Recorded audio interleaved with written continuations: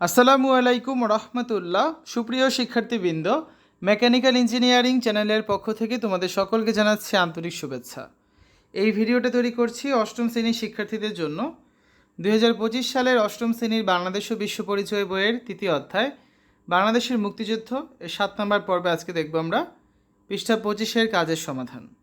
শিক্ষার্থীরা, এই ভিডিওটির ডিসক্রিপশনে এবং পিন কমেন্টে প্লেলিস্টের লিঙ্ক দেওয়া আছে, সেখান থেকে তোমাদের যার যে বিষয়ের ভিডিও দরকার খুব সহজেই দেখে নিতে পারবে।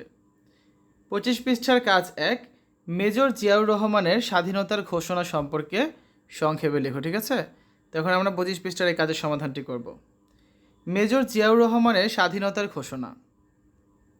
1971 সালের 25শে মার্চ রাতে পাকিস্তানি সেনাবাহিনী অপারেশন সার্চলাইট চালিয়ে ঢাকাসহ সারা দেশে নির্বিচারে গণহত্যা শুরু করে। হাজার হাজার নিরীহ বাঙালি, ছাত্র, পুলিশ, সেনা সদস্য ও সাধারণ মানুষ এই হত্যাযজ্ঞের শিকার হন। পাকিস্তানি সেনারা বঙ্গবন্ধু শেখ মুজিবুর রহমানকে 26শে মার্চে প্রথম প্রহরে গ্রেফতার করে পশ্চিম পাকিস্তানে নিয়ে যায়। ফলে দেশের রাজনৈতিক নেতৃত্ব প্রায় নেতৃত্ব শূন্য হয়ে পড়ে। এই সংকটময় মুহূর্তে 26শে মার্চ সকালে চট্টগ্রামের কালুরঘাট বেতার কেন্দ্র থেকে তৎকালীন মেজর জিয়াউর রহমান এক সাহসী সিদ্ধান্ত নেন।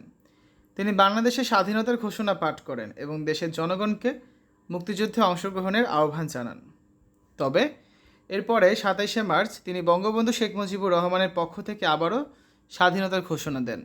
তার এই ঘোষণা বাঙালি জাতিকে উজ্জীবিত করে এবং মুক্তিযুদ্ধের আনুষ্ঠানিক সূচনা হয়। এই ঘোষণার পর মুক্তিযুদ্ধ আরও সংঘবদ্ধ রূপ নেয়। দেশের বিভিন্ন স্থানে সেনাবাহিনী, ইপিআর, বর্তমানে বিজিবি, পুলিশ, আনসার সহ সাধারণ জনগণ প্রতিরোধ করে তোলে। পাকিস্তানি বাহিনীর দখলদারিত্বের বিরুদ্ধে 9 মাসের রক্তক্ষয়ী সংগ্রামের পর 16ই ডিসেম্বর 1971 সালে বাংলাদেশ একটি স্বাধীন রাষ্ট্র হিসেবে প্রতিষ্ঠিত হয়।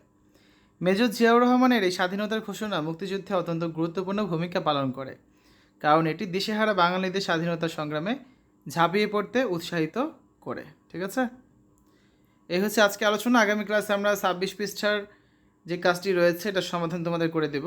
শিক্ষার্থীরা, এতক্ষণ তোমরা দেখেছো অষ্টম শ্রেণী বাংলাদেশ ও বিশ্ব পরিচয় বইয়ের তৃতীয় অধ্যায়ের 25 পৃষ্ঠার কাজের সমাধান। আশা করি আজকের এই ভিডিওটি তোমাদের কাছে ভালো লেগেছে। আমাদের চ্যানেলের অন্যান্য ভিডিওগুলো দেখার আমন্ত্রণ জানিয়ে আজ এখানে বিদায় নিচ্ছি। আল্লাহ হাফেজ।